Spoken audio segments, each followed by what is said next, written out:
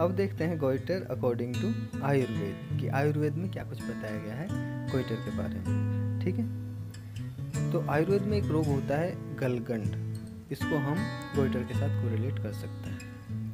इसमें जो हम गलगंड के बारे में पढ़ेंगे वो ये है परिभाषा, भेद, लक्षण, चिकित्सा, ये सब। ठीक है, सबसे पहले आती है इसकी परिभाषा। परिभाषा बताने से पहले मैं आपको आयुर्वेद की एक खास बात बताना चाहूँगा, और वो ये है कि इसका हर कंसेप्ट श्लोक की फॉर्म में है, और ये कंसेप्ट को याद रखने का एक बेस्ट तरीका है। इसमें एक चीज़ और ऐड कर सकते हैं कि ये जो श्लोक होते हैं ना, ये किसी न किसी छंद पर बेस्ड होते हैं, मतलब इनको गाया भी जा सकता है। जो ये श्लोक आप देख रहे हैं स्क्रीन पर, ठीक है, ये अनुष्टुप छंद में है, इसे हम ऐसे गा सकते हैं और लंबे टाइम तक याद रख सकते हैं। आप सुनिए। पवन श्लेष्म में दो भी गलगंडो भवेद्वहि वर्धमानः सकालेन मुष्कवल्लम्बते निरुक्। बस ये तो जस्ट एक एग्जाम्पल था। ठीक है, इसका मीनिंग क्या है? आचार्य वाग्भट ने बताया है कि वात तथा कफ दोष और मेद धातु, इनकी विकृति से गले के पास में एक ना शोथ उत्पन्न हो जाता है, इसी को हम गलगंड कहते हैं, और ये क्रमशः बढ़ता हुआ अंडकोश की भांति बाहर लटकने लगता है। भेद इसके 3 हैं, वातज, कफज, मेदोज। वातज गलगंड, इसके लक्षण हैं ये कृष्ण या अरुण वर्ण का होता है। ठीक है, इसमें सुई चुभने जैसी पीड़ा होती है, इसमें काले रंग की रेखाएं देखने को मिलती हैं। बढ़ने पर अगर ये ज़्यादा बढ़ जाए तो तालू और गले में शोष उत्पन्न हो जाता है, ड्राइनेस आ जाती है। ठीक है, और मुख का स्वाद फीका हो जाता है। क्या चिकित्सा कर सकते हैं इसमें? इसमें स्वेदन कराकर रक्तस्राव करा सकते हैं। और क्या कर सकते हैं? तिल, कुसुम के बीज, चिरौंजी, शण के बीज, इन सब को पीसकर उसका उपनाह कर सकते हैं। स्वेदन का एक टाइप है। गिलोय, नीम, कुटज, देवदारू, इनसे सिद्ध किया हुआ तेल गलगंड के रोगी को पीने को दे सकते हैं।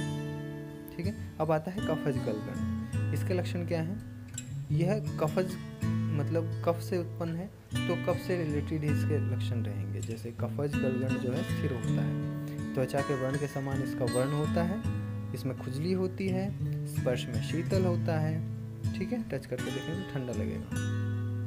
बढ़ जाने पर तालू और कंठ में उपलेप सा लगता है। उपलेप मतलब जैसे लीप दिया हो, जैसे कोटिंग कर दी हो किसी चीज की। ठीक है, मुख का स्वाद इसमें मीठा रहता है। चिकित्सा क्या कर सकते हैं इसकी? कफज गलगंड में स्वेदन और विमलापन ये कर सकते हैं। विमलापन मतलब उसको मर्दन करके शोथ को घोल देते हैं, विलयन कर देते हैं उसका। ठीक है, और क्या कर सकते हैं? अजवाइन, अतीस, दंती, मेडासिंगी, ये सब जो ड्रग्स हैं इनको पलाश के क्षार में पीसकर लेप कर देना है। और क्या कर सकते हैं? जलकुंभी के क्षार को गोमूत्र में मिलाकर पीना है, या फिर कोद्रव अन्न का सेवन कर सकते हैं। अब आता है मेदोज गलगंड। मेदोज गलगंड के लक्षण क्या हैं? ये कफज गलगंड के समान ही लक्षणों वाला होता है। ठीक है, शरीर में जैसे जैसे मेद बढ़ता है वैसे वैसे ये भी बढ़ता है, और जैसे जैसे मेद कम होगा ये भी कम हो जाएगा। ठीक है, और अगर ये बढ़ जाए तो गले से, कंठ से अस्पष्ट स्वर उत्पन्न होते हैं। ठीक है, साफ साफ नहीं समझ आता कि क्या बोल रहा है। ठीक है, वाणी में क्षीणता, वाणी आवाज़ जो है कमजोर सी हो जाती है। चिकित्सा क्या है इसकी?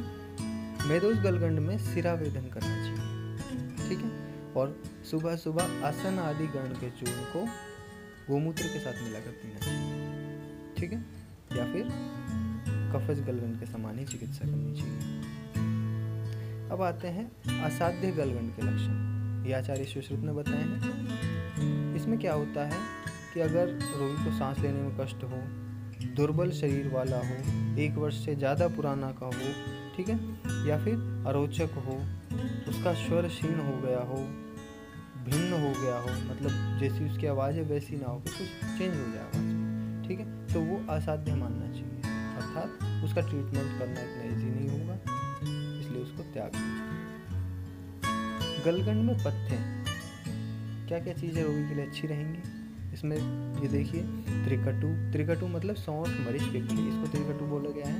उसके साथ मधु गोमूत्र मिलाकर जौ का सेवन करना चाहिए, ठीक है।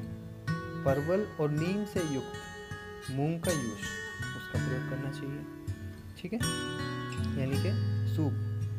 तो इस तरह से हमने आयुर्वेद के अनुसार और मॉडर्न के अनुसार गलगंड और गोइटर इसका वर्णन कर दिया है। उम्मीद है आपको समझ आया होगा।